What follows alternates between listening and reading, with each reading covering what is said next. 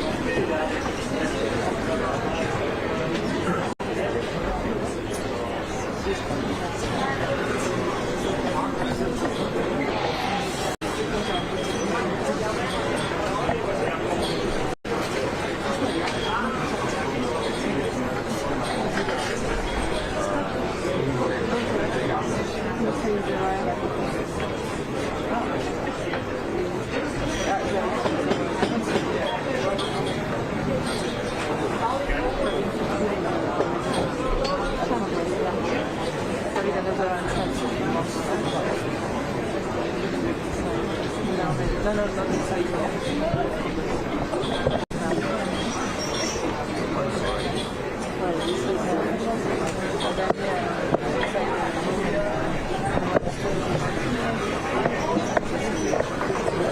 de hoefnemen, maar ik heb het steken niet.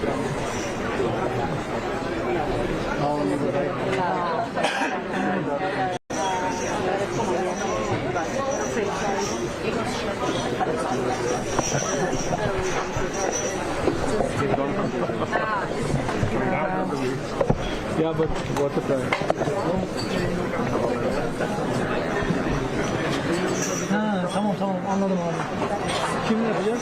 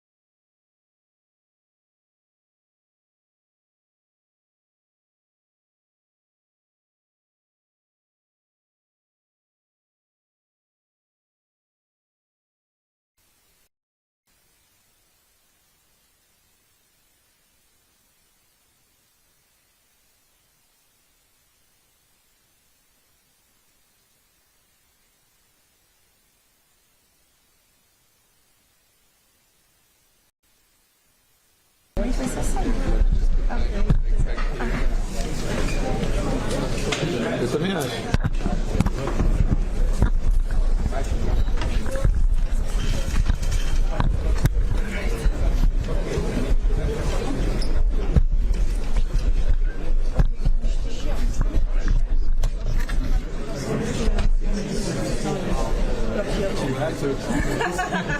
I can see.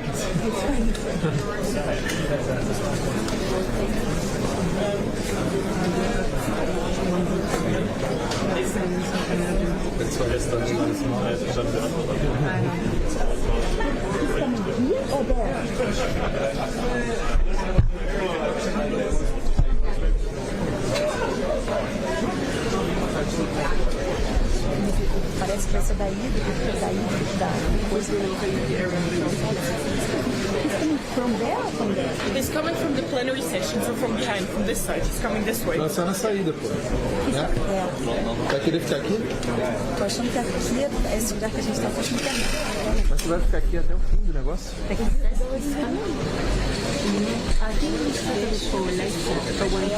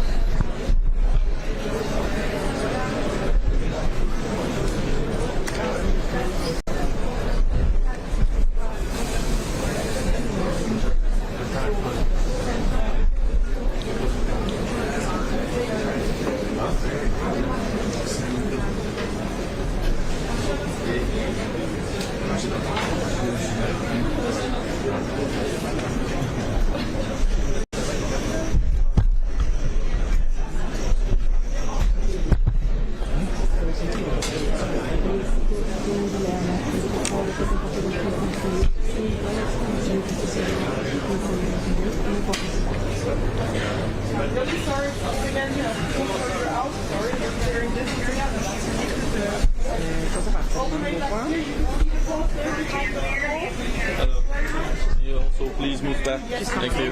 Please take your belongings and clear the area.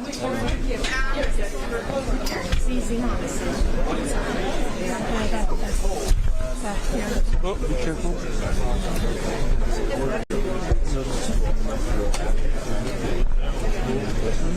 One, two, three, four. You got me?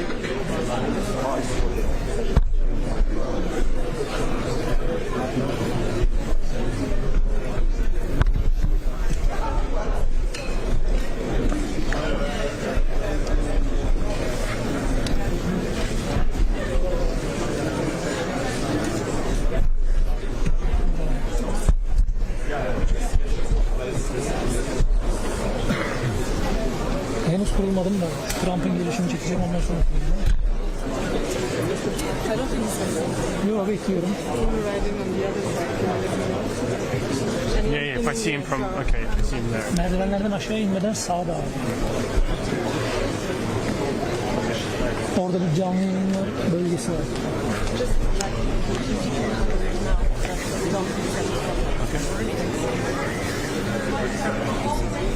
Yani tamam.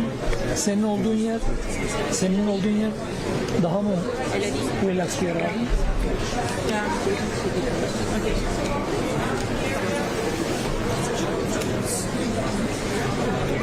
Abi şöyle bir durum var. Şu ana merdivenler var ya. Oradan yukarı çıkınca solda canlı yayınların olduğu yer var. Bana Bahattin abi oraya kurul dedi. Bakan Bey oraya davet ediyoruz.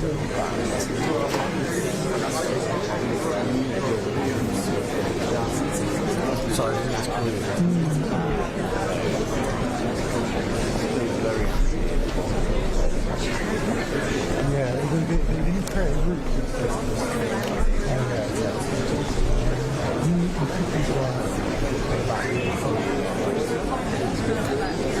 Valla Bahattin abi bana direkt öyle söyledi ama. Emin değilim abi. Ama rezil olmak da var bizim için.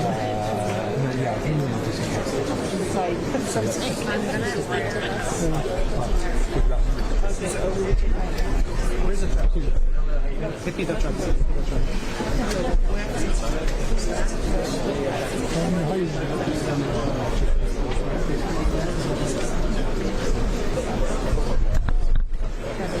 Telegraf'la içeri giremiyor. En son öyleydi.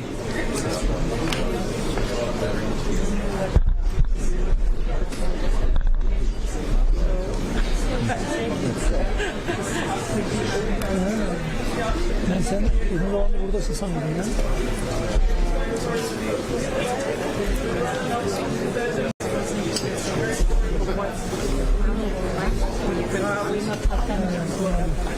Ama senin genel olarak şey var mı?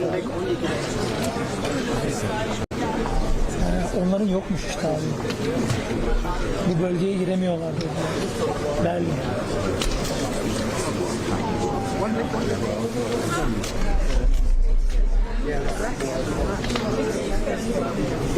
Vallahi ulaşan olmadı abi.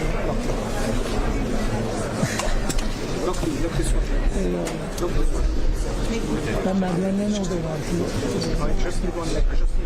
Ama şey değil abi. Ana merdivenden aşağı in, sola dön. Kameraların olduğu yerdeyim. Sağ ol.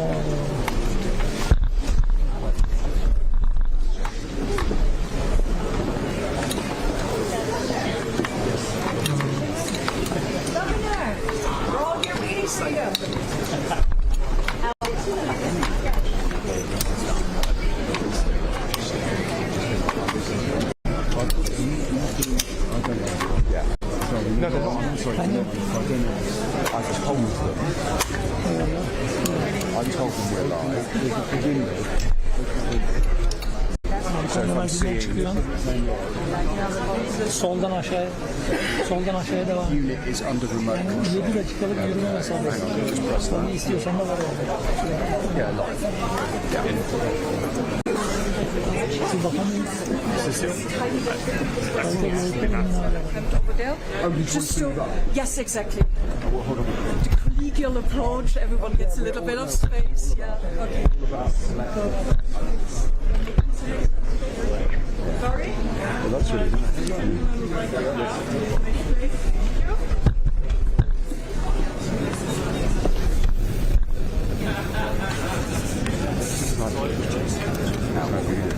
it's the same again.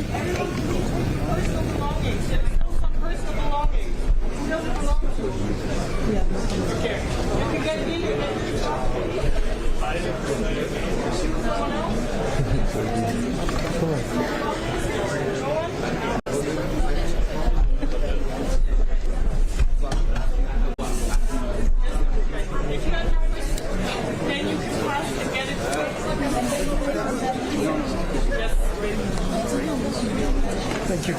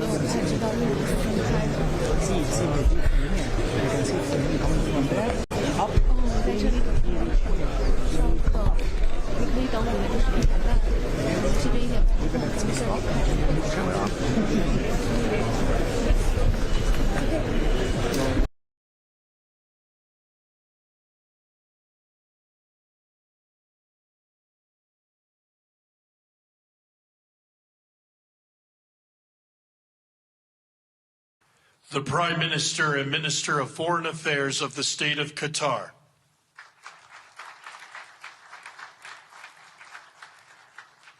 The Minister of Foreign Affairs of the Kingdom of Saudi Arabia.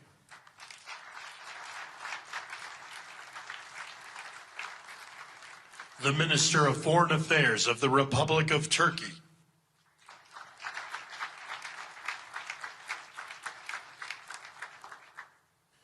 The Special Envoy to the United States for the United Arab Emirates.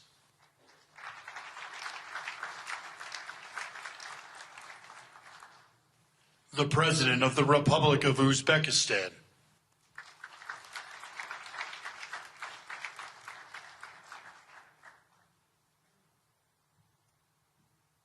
The Prime Minister of Mongolia.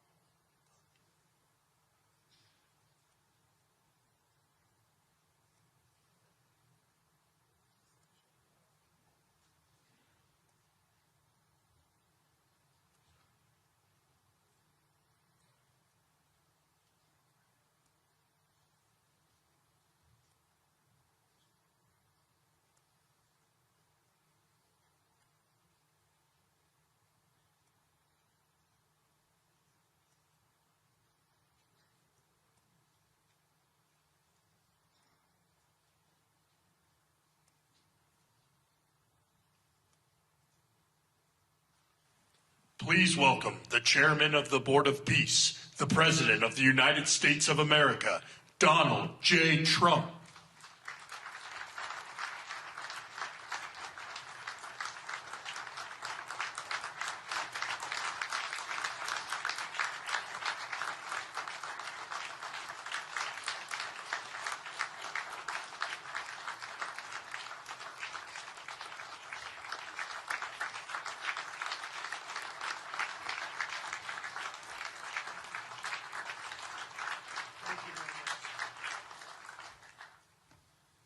Well, this is a very exciting day.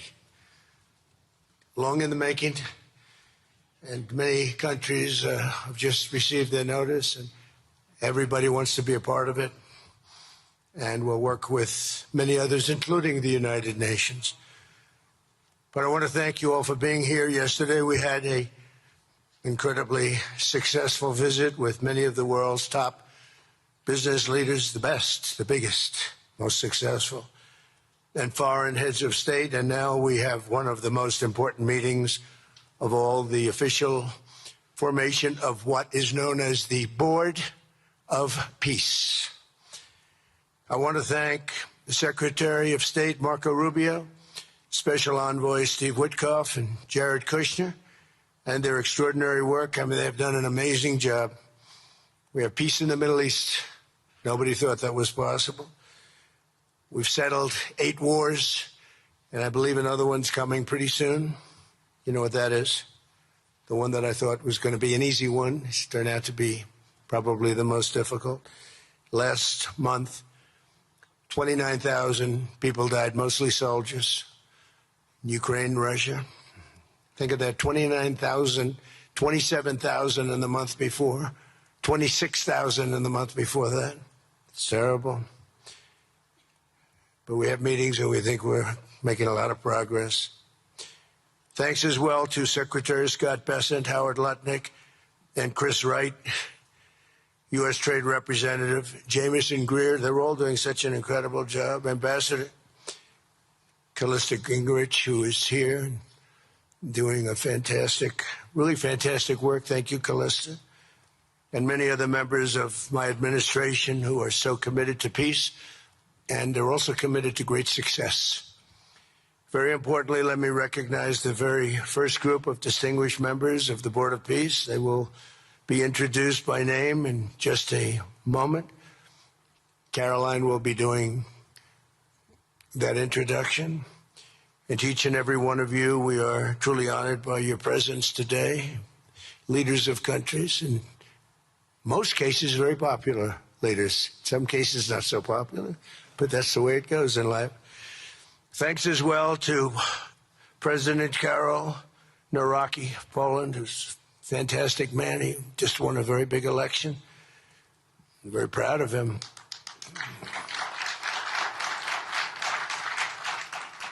Amazing. Along with former Prime Minister of the United Kingdom, Tony Blair. Thank you, Tony, for being here. We appreciate it. And members of the Board of Peace Executive Board, great group. This week marks the 1-year anniversary of my second inauguration as president. No administration in history has achieved such a sweeping turnaround in 12 months' time at home and abroad. We have a tremendous mandate. We won the popular vote by millions. We won every swing state to 7. They were saying, can he win all 7? Is it possible? Because it's not done. And we won all 7. We have a great mandate back at home. As I said yesterday, the U.S. economy is booming with virtually no inflation. It was 1.2% for the last 3 months, and we inherited the worst inflation in the history of our country. And we have economic growth now of 5.4%, looks like. And I think that number can double and triple if we do the right things. And if we change thinking so that if you announce good numbers, the markets go up, instead of if you announce good numbers, the market goes down, because everybody tries to kill it by lowering or raising interest rates depending on the situation. When America booms, the entire world booms. And we have secured commitments for over $18 trillion in new investment coming into our country, which is a record by many times over, not just by a little bit, by many times. There's no country ever in history that's gotten anywhere near that number. Slashed our trade deficit by 77%. This is in 1 year. Yesterday was 1 year. And signed historic trade deals with nations from all over the globe. Today, the world is richer, safer, and much more peaceful than it was just 1 year ago. We put out all those fires. A lot of people didn't know, including me, that some of those wars were going on. And some of them were going on for, in one case, 32 years, in another case, 35 years, and another one, 37 years. We were very happy to stop the war that had started with India and Pakistan, two nuclear nations. And I was very honored when the Prime Minister of Pakistan said President Trump saved 10 and maybe 20 million lives by getting that stopped just before bad things were going to happen. As president, I ended those 8 wars in 9 months, including Cambodia and Thailand. And by the way, many of the leaders are here. Kosovo and Serbia, the Democratic Republic of the Congo and Rwanda, Pakistan and India, Israel and Iran, Egypt and Ethiopia. We're working on that right now. I met yesterday with a very good general and a very good leader of Egypt. We're working on a dam that was built which precludes the Nile River from getting water. It's a little tough situation, but we'll get that settled. I really had it just about settled in my first term, and then we had a rigged election. Took me out of commission for a little while, but here I am back. We'll get it settled. But it's a pretty tough situation. A dam was built, and the water doesn't come down to the Nile. When I think of Egypt, I think of the Nile, but I think of the Nile with water in it. Armenia and Azerbaijan, who, I mean, a lot of these leaders have become my friends. They become my friends. They're here. And, of course, the war in Gaza, which is really coming to an end.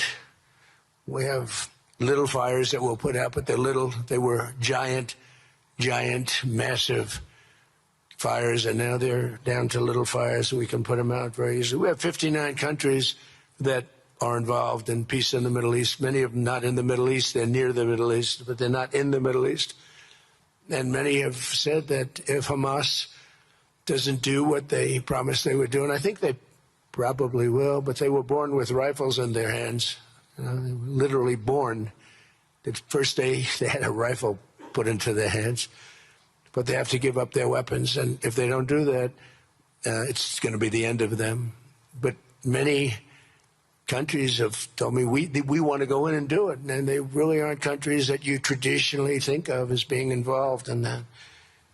But that's the fire. Hezbollah in Lebanon, we have to do something about that. But these are, I call them remnants. They're small remnants compared to what it was before. It was massive, large, powerful countries fighting each other.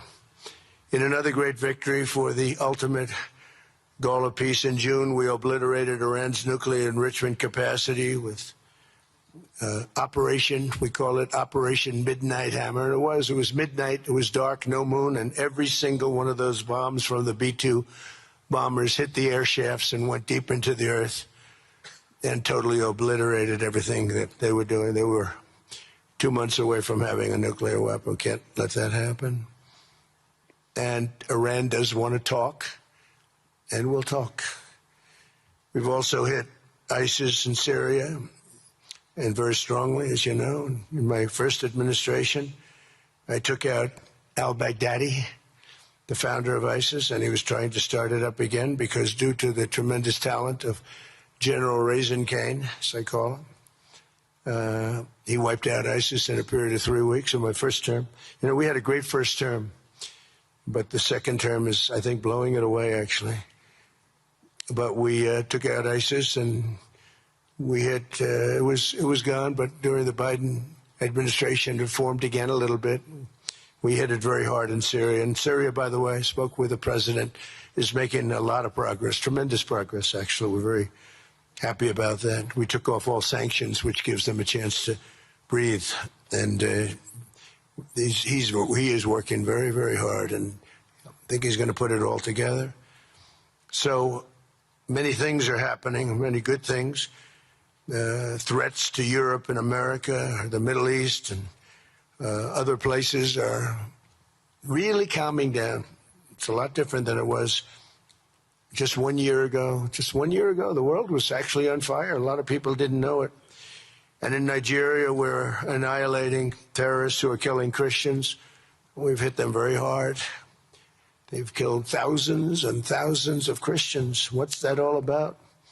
Much of this unprecedented success is possible because I rebuilt our military in my first term, and now we're making it even stronger. We have a budget of over $1 trillion this year, and next year we're going to $1.5 trillion. Our country's never done better economically. We're taking in numbers that we've never taken in, not only the fact that the investment is at 18 trillion plus, but our jobs numbers, everything is, I think, maybe better than ever before. I think you're going to see and a lot of you are investing in our country. I think you're going to be extremely happy with your investments. I think you'll see numbers like you haven't seen before. I also secured commitments from virtually all NATO allies to increase their defense spending to 5% of GDP. Everybody but Spain. I don't know what's happening with Spain. Why would they not do that? They want a free ride, I guess, huh? Every country but Spain increased to 5%. I don't know why. We're going to have to talk to Spain. With America's renewed attention to security of the Western Hemisphere, I've stopped the invasion on our southern border and designated the drug cartels as foreign terrorist organizations. And you probably saw that we've virtually stopped almost 100% all drugs coming in by water. Now we're going to stop them on land. The land is easy. The water is tough. But that's down now. I heard it just last night. It was 97. Now it's 98.1%.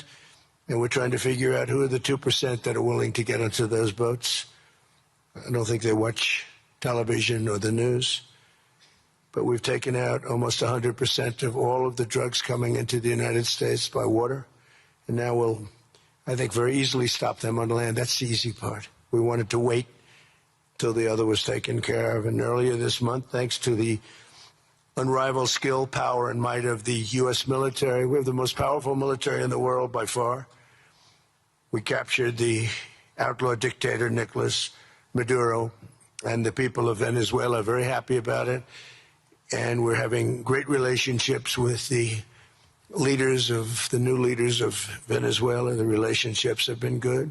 We're opening up the country to our giant oil companies, and it's going very well. We've already taken out, think of this, 50 million barrels of oil, and a lot of that's going to go back to Venezuela. They'll do more income with us in a short period of time than they did in years, because as much oil as they have, and they have a lot, just about the most.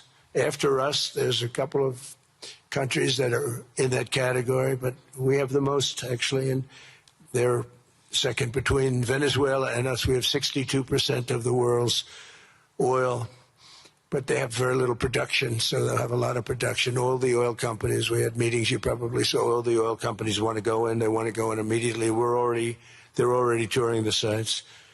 But our military was amazing. That strike was amazing. We had a second wave coming. We didn't need it. They said, no second wave. We don't want a second wave. The first wave was enough. And, of course, we're working to end the horrible killing in Ukraine, a war that should never have happened and would have never happened if I were president. That was not going to happen. I used to speak to Vladimir Putin about Ukraine, and it was the apple of his eye, but he would never have ever done it. Said, you can't do that, Vladimir. As part of this historic record of major peace initiatives, today we're announcing more details regarding the Board of Peace, so important. This board has the chance to be one of the most consequential bodies ever created, and it's my enormous honor to serve as its chairman. I was very honored when they asked me to do it. We had an idea to do it, and then they came. They said, "You be the chairman." And but I take it very seriously. We have a great group of people, and incredible young people that are leading it from within. It's running beautifully. Started already, and every country, just about every country, wants to be a part of it. And we just sent out the letters a couple of days ago, and these are just the countries that are here. They happen to be in Davos. So we said, would be honored if you wanted to join us up on the stage. And it's really great. They're friends of mine, I think. Let me see. Yeah, every one of them is a friend of mine. A couple I like, a couple I don't like. No, I like, actually, this group, I like every single one of them. Can you believe it? Usually I have about 2 or 3 that I can't stand. Usually I have 2 or 3 that I don't like. I don't find them up here. I like every one of these people. No, they're great people. They're great leaders. And the Board of Peace is composed of leaders, the top leaders in the world, actually. Last October, we released a plan for the permanent end to the conflict in Gaza, and I'm pleased to say that our vision was unanimously adopted by the United Nations Security Council late last year. Under phase 1 of this plan, we have painstakingly maintained that Gaza, and we're going to have it very strongly, and it's what we have, maintained the Gaza ceasefire, delivered record levels of humanitarian aid. We've given aid. You know, you used to hear all the people were starving and it was terrible. Now we have, you don't hear that anymore. We've delivered record levels of humanitarian aid. I want to thank the United States, but I want to thank some of the countries that are sitting right up here, because they've sent great aid, aid also in the form of money, where we go out and purchase food, and you don't hear those stories anymore with people starving. And secured the release of all 20, we secured the release of all 20 living hostages. Now I want to thank Steve Witkoff and Jared and everybody for working so hard. They worked so hard, but there were 20 remaining living hostages. Now we got hundreds out, but the last 20, I said, boy, that's going to be a tough one. I said that a year before, and it was a tough one, but we got them. Got all 20, every one of them.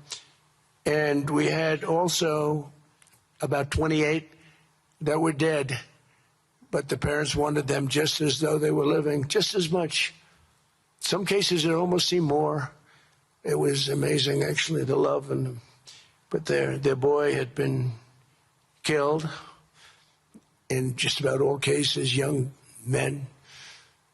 Their boy had been killed, and they wanted the body of their boy, and it looked like it couldn't be done. And with the exception of one, and we're close on the track of that, we've got them all, every single one of them, which is amazing. It's a rough job. That was a rough job. And I've been very clear that Hamas must return that last remaining deceased hostage as well, and that will be the full commitment. And then we get on to other things, and we're committed to ensuring Gaza is demilitarized, properly governed, and beautifully rebuilt. It's going to be a great plan, and that's where the Board of Peace really started.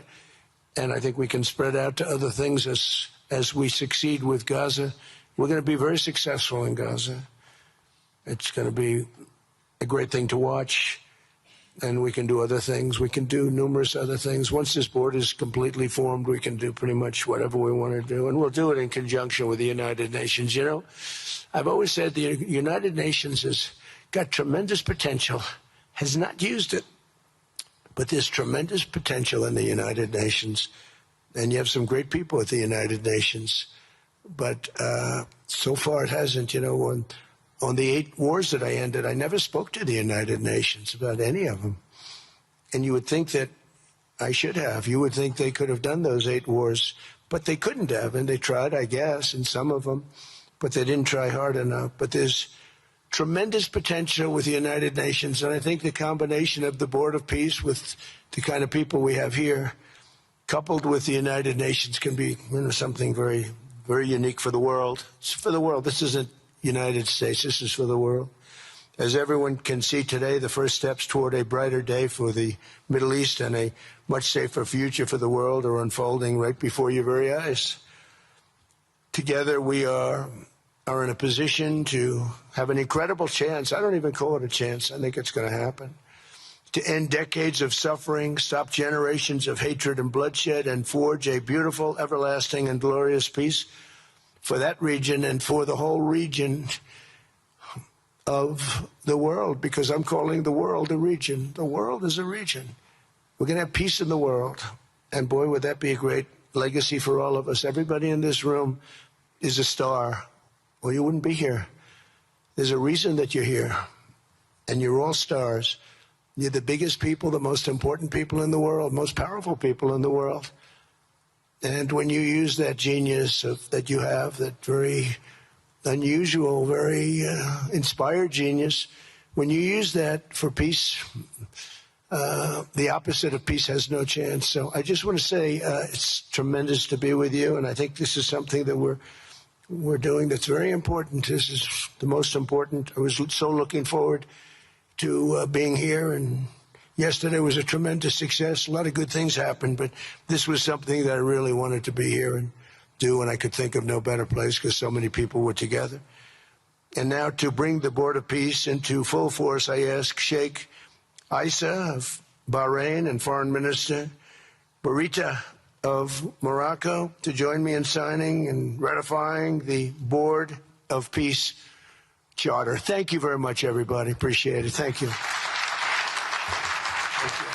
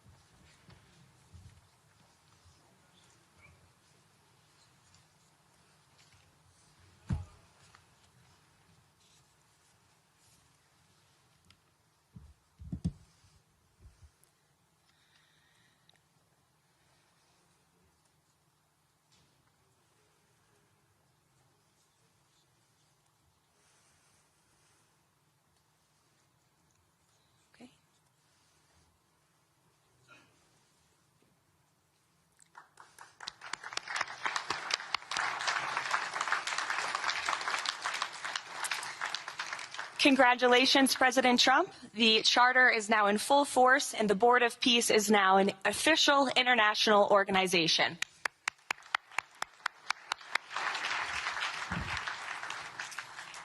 We will now continue the signing ceremonies, beginning with the President of Argentina and the Prime Minister of Armenia.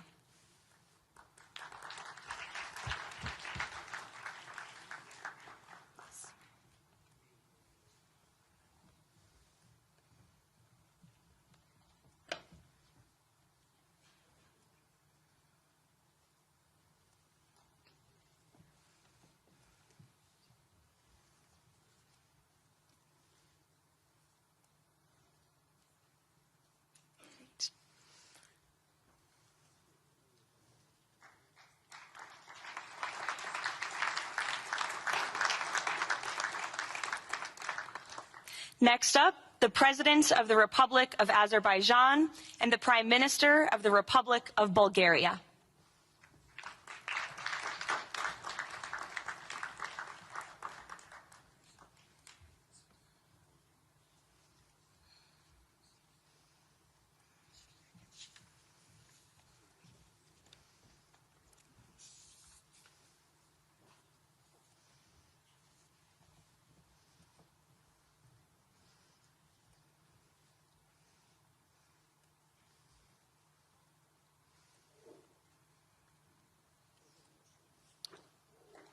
Thank you.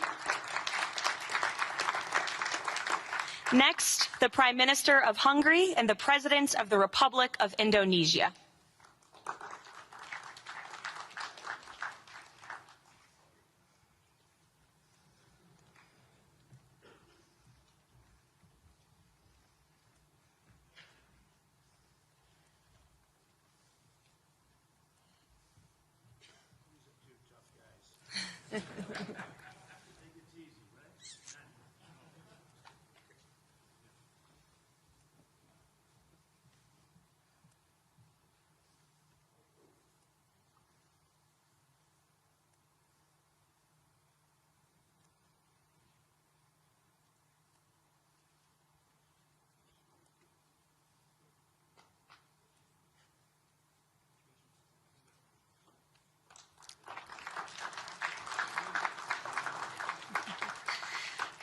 Next, the Deputy Prime Minister of the Kingdom of Jordan and the President of the Republic of Kazakhstan.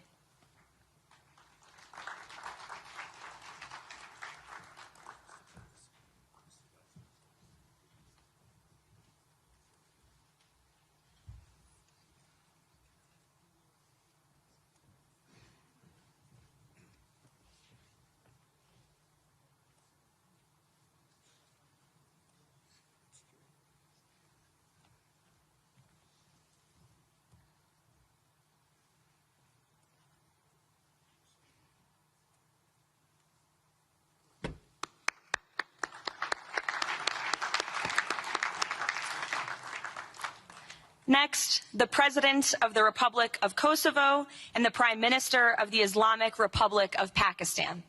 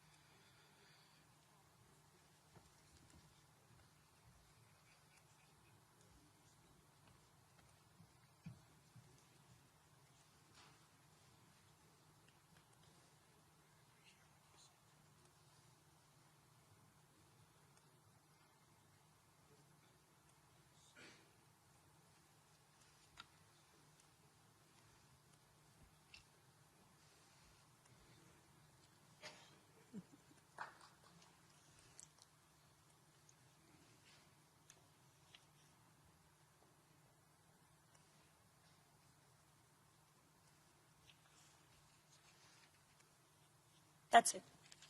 Yes. Thank you.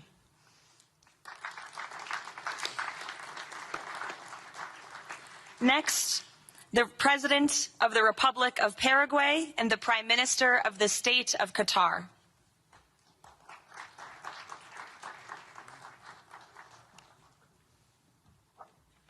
Hello.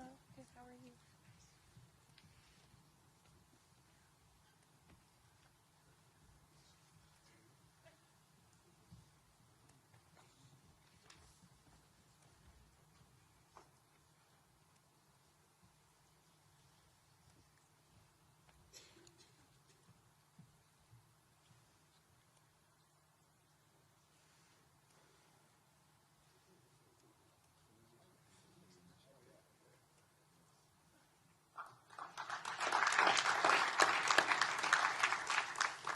Next, the Minister of Foreign Affairs of the Kingdom of Saudi Arabia and the Minister of Foreign Affairs of the Republic of Turkey.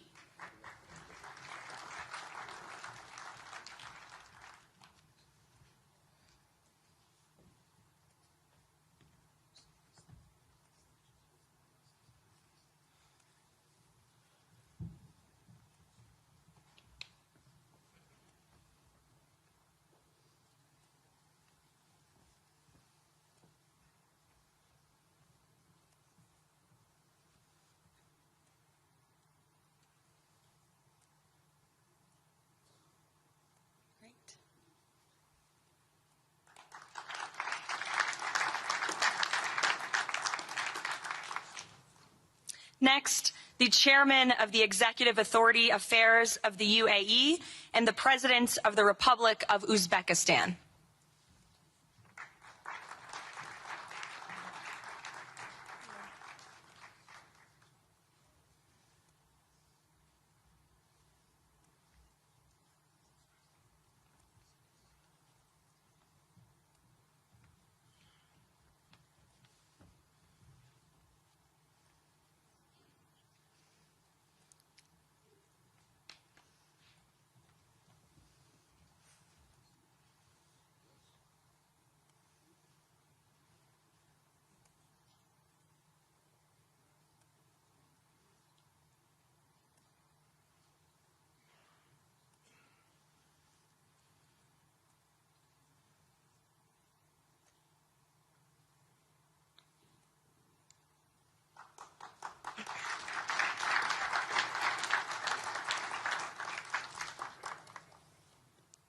And last but not least, the Prime Minister of Mongolia.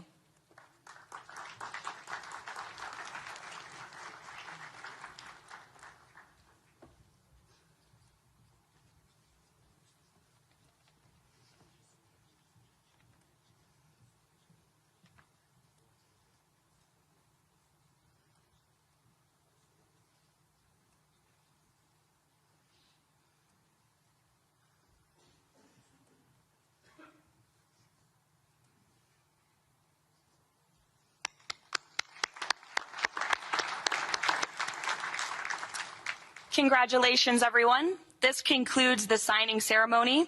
If President Trump and all of the Board of Peace members could please join the President around the table. The President is now going to sign the inaugural resolution that will resolve the Board of Peace's Gaza mandate per the United Nations Security Council Resolution 2803.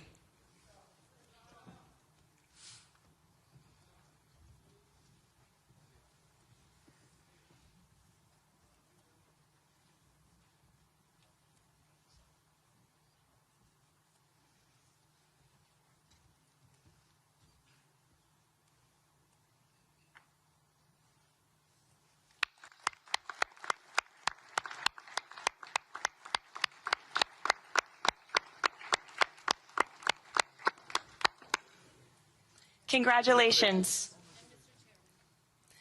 If President Trump and all Board of Peace members could please take their seats in the front.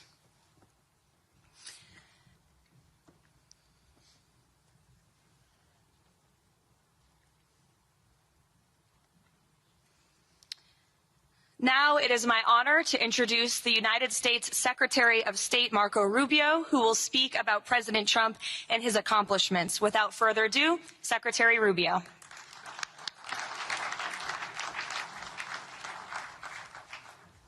Thank you very much. It's an honor to be here today. It's an honor to serve as the Secretary of State during a historic presidency. And it's a historic presidency because the President of the United States, Donald J. Trump, is someone who is not limited by what others say is possible or what others say is impossible.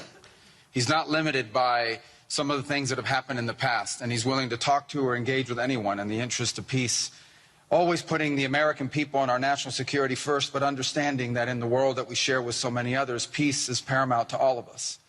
We are here today because of President Trump's vision. If we go back just a few months ago, people thought what was happening in Gaza was impossible to solve. 28 hostages that were dead, others that were still living, all these hostages that were being held. No one thought that that would ever come to a resolution without more fighting and more bloodshed along the way. In fact, frankly, many thought it was intractable.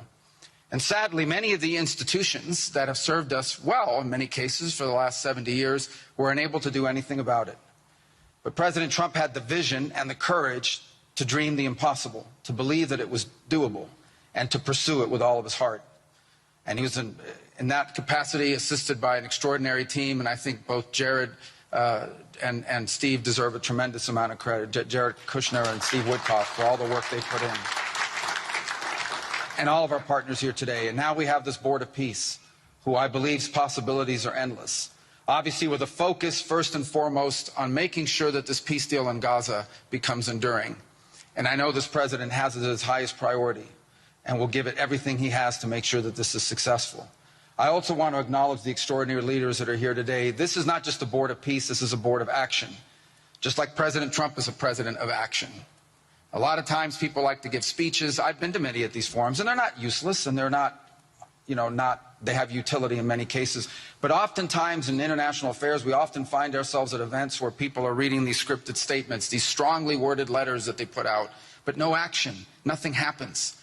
This is a group of leaders that are about action. And the President of the United States is a president of action, of getting things done. And today is the beginning of that, of a new era and a new stage that we think is so important as a model to the rest of the world of what is possible. And clearly the focus is right now on Gaza and making sure that the plan that's about to be presented to you here today, this vision for the future of Gaza, this vision for the future of the region, is not just possible and promising. It is our destiny if we put the time and the effort that it requires, as I know this board will do. But I also think it will serve as an example of what's possible in other parts of the world. Without losing focus on what's before us now, this is what's possible for other places and other conflicts that seem impossible to solve right now.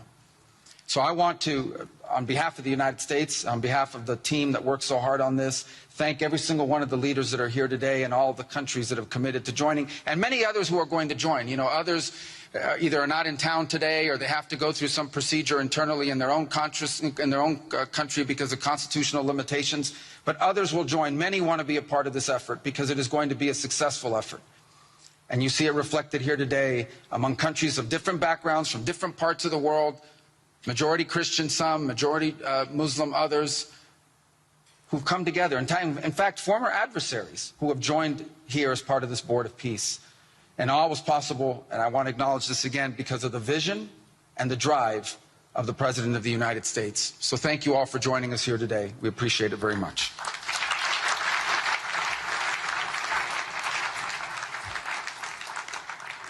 Thank you, Secretary Rubio. Please, if you could now turn your attention to the screens for a video message from the head of the National Committee for the Administration of Gaza, Dr. Ali Shaith. Distinguished leaders, colleagues, and friends, it is an honor to be here today. I want to start by thanking President Donald J. Trump and his administration for their intensive efforts to advance peace in the whole region. I also thank Egyptian President Abdel Fattah al-Sisi, Qatar, and Turkey as mediators, the Palestinian Authority, and members of the United Nations Security Council for welcoming the comprehensive peace plan. These efforts created the opportunity for a new future in Gaza Strip. But what will really matter is what comes next. This transition will succeed only if it delivers real, tangible improvements in daily life for Gazans. As Chief Commissioner of the National Committee for the Administration of Gaza, it's my responsibility to turn this moment into action, to restore order, to rebuild institutions, and to create a future for the people of Gaza defined by opportunity and dignity, under the principle of one authority, one law, and one weapon. As a first step, I am pleased to announce the Rafah crossing will open next week in both directions. For Palestinians in Gaza, Rafah is more than a gate. It is a lifeline and symbol of opportunity. Opening Rafah signals that Gaza is no longer closed to the future and to the war. I want to be clear, there is much more work ahead, and none of it is easy. The road forward will involve difficult decisions and setbacks, but this is a real step, and it marks a new direction. Now, I would like to address the people of Gaza. من أرض الكنانة أتوجه الآن بكلمتي إلى أبناء شعبنا الصامد الصابر في قطاع غزة. لقد صمدتم وحافظتم على أسركم وأرضكم خلال سنوات عصيبة عجاف صبرت أعماقكم وكل الحدود. إن صمودكم الأسطوري لهو أعظم ما قدمت غزة، وهو الأساس الذي سنبني عليه سويا مستقبلنا. إن هذه اللحظة ليست للنظر إلى الخلف، بل مضي قدما نحو مستقبل زاهر مشرق، مستقبل ينشأ فيه أبناؤنا بلا خوف وقلق، يكافأ العمل وتفتح المدارس وتستعيد الحياة اليومية استقرارها وأمنها. إن المرحلة المقبلة تتطلب تضافر الجهود من قبل الجميع، ولكنكم لن تواجهوها وحدكم. أصواتكم لها وزن، وأعمالكم لها أثرها، والتزامكم بالسلام وإعادة بناء مجتمعاتكم ستحدد ملامح قطاع غزة الجديد. خطوة بخطوة وبالانضباط والعزيمة سنبني غزة قادرة على الاعتماد على ذاتها، ونرسم مكانها كمركز للحرية والفرص والسلام. Today I ask the international community not only to support this effort, but to work with us. Judge us by our actions. Hold us to clear standards and stand with the people of Gaza as we take this responsibility for our future. Thank you, ladies and gentlemen.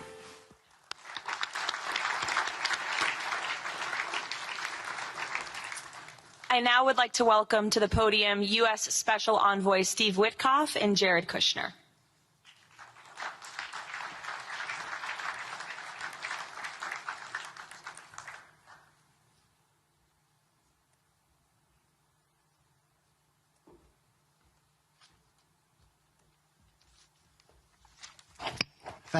Thank you, everyone, and welcome here. This is really my honor to be up here speaking. I remember when the president asked Jared, I, and of course our great Secretary of State to work on something that the world thought was impossible and unattainable.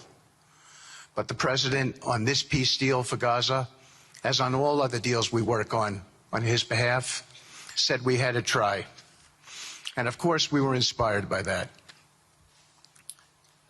We have achieved a peace deal in Gaza.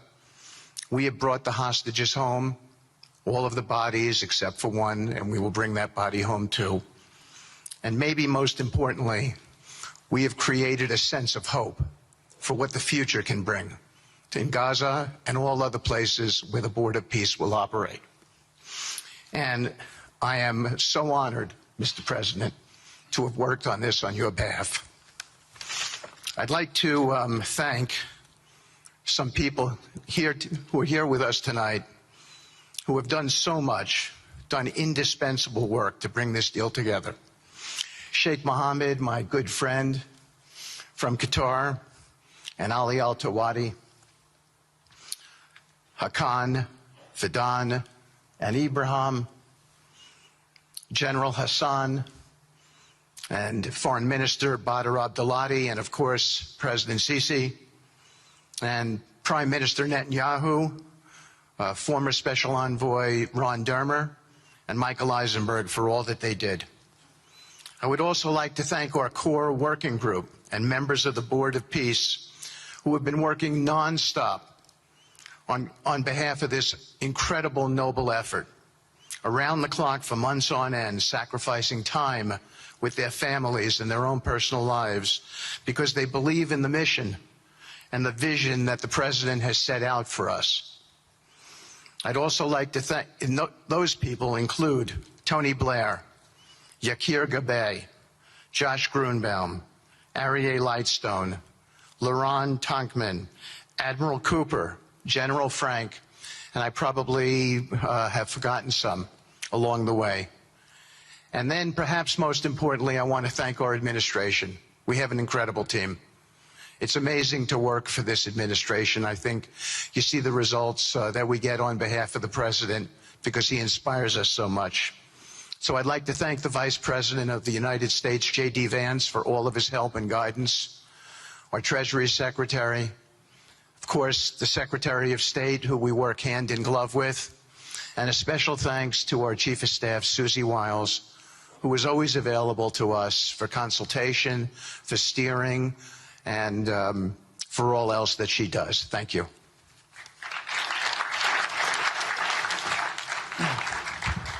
Thank you, Steve. And I have to say, one of the great honors for me of being able to work on this has been working with Steve, who really is as brilliant as he is. His heart is tremendous. He's a lot of fun to be with. And even in some of these, very difficult moments where we didn't think things were happening, working together really was an amazing treat.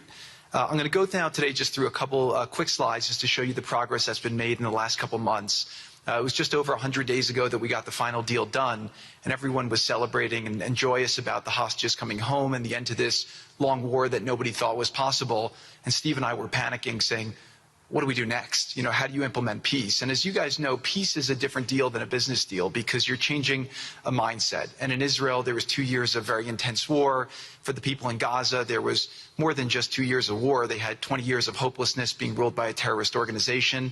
For the people in the Middle East, their hearts were pulled by this. And throughout the entire world, it really was weighing on us. And so we needed to think about, what do we do next? How do we change the habits? How do we change the behaviors? And we really got to work right away. And the team that Steve thanked, including the White House team and the team, the volunteers, it's really been an incredible effort, very entrepreneurial, and we really did it in the way. I've been working now with President Trump for 10 years on politics, and what continues to amaze me is that he always takes a first principles approach and says, what's the most optimal outcome? Aim for that. Whereas politicians are always focused on the downside or what could go wrong or how to make it a little bit better. He always says, aim for the best possible and, do your best to get there. And if everyone thinks it's impossible, that's even more reason why you should aim for it. And so really thank you for the leadership and the inspiration for doing this. And I think you'll see today we've achieved more than thought was possible. And our ambition is still to go for something, I think, better than most people think is possible as well. So let's see if these things work. They never usually work. Good. So quickly, I'll go through this 2-year war, 90,000 tons of munitions. There's over 60 million tons of rubble there, and tens of thousands of fatalities. Through the ceasefire, we were able to get to through the 20-point plan, ceasefire, release of hostages. Getting the UN resolution passed was a huge, huge effort, really thanks to Mike Waltz and the whole team there. They did an incredible job. And we've then, with the help of the UN, we've worked very, very well with them. This is why you need a new organization like the Board of Peace to work with the UN. I want to thank Tom Fletcher, did an incredible job of really getting it going. We've done historic humanitarian aid. Going forward, number one thing is going to be security. Obviously, we've been working very closely with the Israelis to figure out a way through de-escalation. And the next phase is working with Hamas on demilitarization, which I'll talk about in a second. But without security, nobody's going to make investments. Nobody's going to come, build there. We need investments in order to start giving jobs. We want to take these people. 85% of the aid of Gaza, 85% of the GDP of Gaza has been aid for a long time. That's not sustainable. It doesn't give these people dignity. It doesn't give them hope. And so we want to use free market economy principles. A lot of what President Trump spoke about that he's doing in America, we want to bring the same mindset, the same approach to a place like Gaza to give these people the ability to thrive and have a good life. Let's see. So on the aid, I mentioned the UN. So now people are talking about famine. 100% of the food needs are met, and that's been overabundance. The cost of goods have gone down tremendously. Over 55,000 trucks have gone in, and over 1.4 million pallets. And it's been the largest humanitarian effort done into a war zone that anyone's been able to tell us about. This really has been a great joint effort that everyone's been able to do, and so it's a great thing.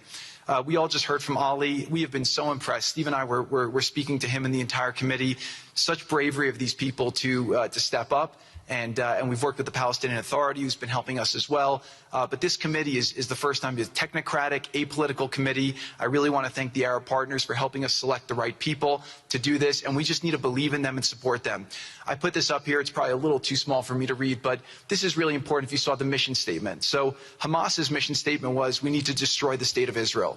That has not worked well for the people, as we've seen. Their mission statement is, we are committed to establishing security, restoring the essential services that form the bedrock of human dignity, such electricity, water, healthcare, and education, as well as cultivating a society rooted in peace, democracy, and justice, operating with the highest standards of integrity, transparency. So these are the basic things. Their goal is to have peace and to help their people, which is an obvious mission statement for a government, but actually fairly novel for Gaza. So we did a master plan. We brought in, I thank Yakir Gabay, who's one of the most successful real estate developers and brilliant people I know. He's volunteered to do this, not for profit, really because of his heart. He wants to do this. And we've developed ways to redevelop Gaza. Gaza, as President Trump's been saying, has amazing potential. And this is for the people of Gaza. We've developed it into zones. In the beginning, we were toying with the idea of saying, let's build a free zone, and then we have a Hamas zone. And then we said, you know what, let's just plan for catastrophic success. Hamas signed a deal to demilitarize. That is what we are going to enforce. People ask us what our plan B is. We do not have a plan B. We have a plan. We signed an agreement. We are all committed to making that agreement work. There's a master plan. We'll be doing it in phasing. In the Middle East, they build cities like this in 2-3 million people. They build this in 3 years. And so stuff like this is very doable if we make it happen. Rafah will start with. This will show a lot of workforce housing. We think this could be done in 2-3 years. We've already started removing the rubble and doing some of the demolition. And then New Gaza. It could be a hope. It could be a destination, have a lot of industry, and really be a place that the people there can thrive, have great employment. Once this starts going, we think there should be 100% full employment and opportunity for everybody there. And we have a lot of data on what can be, but we think that this really gives the Gazan people an opportunity to live their aspirations. But it all starts with security, and it all starts with governance. Final note I'll just say on the Board of Peace, which is that all the lessons we're doing is we're basically studying the best practices from all over the world, and we're watching who does education the best, who does healthcare delivery the best. All of these things it's not secret IP. All this is IP that the Board of Peace is going to make public, and we want to encourage all the countries to be able to follow these best practices. A lot of the things that President Trump is doing in America, if they're working, we should all be copying them. If we find what's working in other countries, we should be copying them too. And so what the Board of Peace will have the ability to do if we're successful with Gaza is really show how do you do peace implementation, which is something that when we got this deal done, we didn't really find too much expertise or know-how on how to do it. So as we're creating this system, hopefully it's something that we can just document these learnings and make them available to all else who want to use them in the future. So demilitarization, this is something we're starting now that we have a new government in Gaza. This government will be working with Hamas on the demilitarization to really take the principles that were agreed to in the document to the next phase, and hopefully that will be successful. Without that, we can't rebuild. So if Hamas does not demilitarize, that will be what holds back Gaza and the people of Gaza from achieving their aspiration, and that's very important. So the next 100 days, we're going to continue to just be heads down and focused on making sure this is implemented. We continue to be focused on humanitarian aid, humanitarian shelter, but then creating the conditions to move forward. So thank you. Final point I'll just make is this is really only possible because of the work of so many people and President Trump's great leadership. But a lot of you have been asking, how can we help? So the countries have all been incredibly generous. We'll be doing the first conference where we'll announce a lot of the contributions that will be made in a couple weeks in Washington. From the private sector, there'll be amazing investment opportunities. I know it's a little risky to be investing in a place like this, but we need you to come, take faith, invest in the people, try to be a part of it. And then finally, I'll just talk to people on the media and on the social media, which is this deal only happened because we worked with Israel, we worked with Turkey, we worked with Qatar, we worked with Saudi, we worked with Egypt. I mean, everyone worked together. We worked with UAE. We all worked together to make this happen. I see a lot of people trying to escalate, criticizing Israel or Israelis criticizing Turkey or Qatar. Just calm down for 30 days. I think that the war's over. Let's do our best to try working together. Our goal here is peace between Israel and the Palestinian people. Everyone wants to live peacefully. Everyone wants to live with dignity. Let's put our efforts towards promoting those who are doing the work to build this up, like Ali and his committee. Let's focus on the positive stories, and let's just calm down, turn a new chapter, and if we believe that peace is possible, then peace really can be possible. So we're going to continue to work every day. We need all of your help to do it. And again, I just really want to thank President Trump for his leadership in doing this. This would not have been possible without your commitment to this. Everyone thought it was impossible to end this war. You never gave up. You never stopped. Every time there was a setback, you told us to try harder. You gave us different ideas. And we've made several impossible things happen just in Gaza to date, and there's no reason why we shouldn't be able to make even more impossible things happen. So really thank you for your amazing leadership.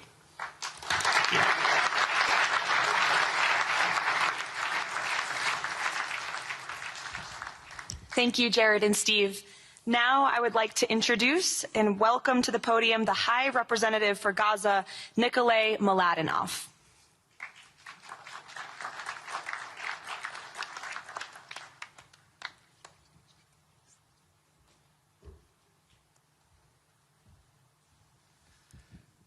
Mr. President, it's a great honor and a massive responsibility for me, for my team, for all of us to be here with you to begin this journey. Who would have thought 2 years ago that we will be sitting here with this group of countries, with this leadership, giving the people of Gaza a new chance? Who would have thought that last Friday I would be sitting, Mr. President, in Cairo with an amazing group of Palestinian technocrats, people who you don't see on the news, people who are not media personalities, but who are experts, who are committed to giving their people a chance in life. And this is what this is all about. For too long, Gazans, Palestinians and Israelis have lived with conflict, with death, with destruction. Now the page turns. And whether the page turns successfully really depends on all of us. We have the ingredients for it. We have the leadership of the United States and President Trump. We have a great group of countries joining the Board of Peace and more to come. We have a fantastic Palestinian team on the ground, and we must make it work. Our partnerships are there, our plans are in place, and we need your support. And finally, I look to all of you who are in this room and who are watching this meeting from their screens at home or in their offices. Please put away your talking points for a minute. Please put away your fears. Please put away your concerns. Please stop listening to the rumors and to the gossip. Focus on what we have to do today, because the future of 2 million Palestinians is at stake, and if we give them a chance, we will do more than that. We will create opportunities for 1 billion people who live in the Middle East and beyond, and who are responsible, also who want to see transformation and a chance in life for the future. So please join us on this journey, join the Board of Peace, and join us in supporting this excellent initiative. And thank you again, President Trump and the United States, for taking this decisive leadership forward.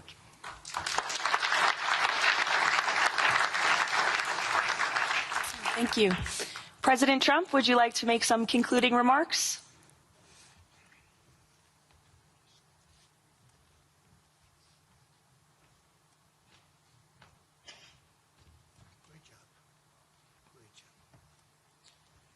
Well, I just want to tell you it's all happening.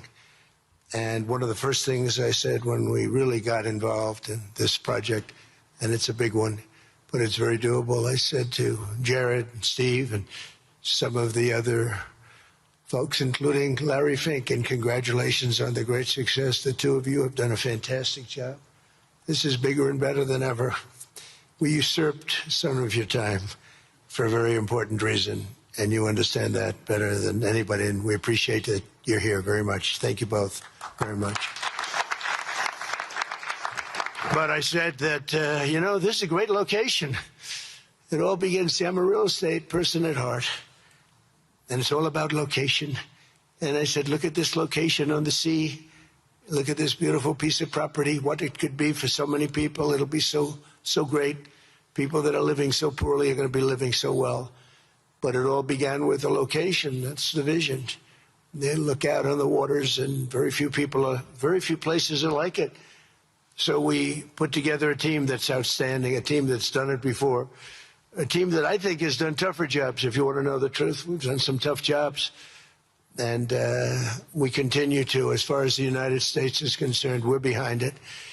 And the United States has never been stronger, never been bigger, better. It's doing really well. You see that, building thousands of businesses, plants, factories all over the United States are right now under construction. Nobody's ever seen anything like it. And this is just an honor to be involved with this, and to be involved with the great people in this room and the great leaders that are sitting on stage. We thank you very much. And we have many others that have signed up, and they all want to be members of the Board of Peace, because it really will be important. This is not going to be a waste of time. We waste so much time on things that never happen. This will happen, and it's already happening. Thank you very much, everybody. It's a great honor to be with you. Thank you. Thank you.